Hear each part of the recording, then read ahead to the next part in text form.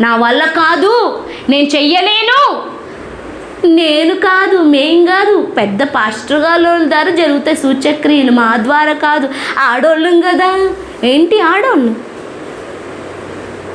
ఈ బ్యారియర్స్ అన్ని కొట్టేసుకోండి అమ్మా, పక్కన పెట్టేసుకోండి అమ్మా. అర్థమవుతుందా? భార్యాభర్తల సంబంధం, మ్యారేజ్ లైఫ్, ఈ సెక్షువల్ రిలేషన్షిప్ నిన్ను దేవుడి రాజ్యానికి, సేవకు అడ్డు రావు. అసలు సృష్టించిందే దేవుడు. మనం పరిశుద్ధంగా దేవుడు చెప్పినట్లు మనం జీవిస్తూ ఉంటే, రైట్ రిలేషన్షిప్లో ఉంటే అసలు అది పాపం కాదు. హద్దులు దాటి దేవుడు చెప్పిన బంధం కాకుండా మనం పక్కకి వెళ్తే అది పాపం. కానీ దేవుడు ఇచ్చిన రిలేషన్షిప్, మ్యారేజ్ అనేది ఒక పరిచర్య. అసలు పెళ్ళి చేసింది ఎవరు? ఫస్ట్ మ్యారేజ్ చేసింది ఎవరు?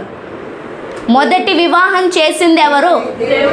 ఏదేను వనంలో ఆయన వివాహం చేస్తే, ఈరోజు వివాహం చేసుకున్న తర్వాత సేవ చెయ్యొద్దు, భార్యాభర్తల రిలేషన్షిప్లో అదే సెక్షువల్ రిలేషన్షిప్ సంఘానికి పనికిరాదు, సేవకులు పనికిరాదు, ప్రసంగానికి పనికిరాదు. దేవుడు చెప్పిందాక నువ్వు నేను ఎవరు కాదనడానికి?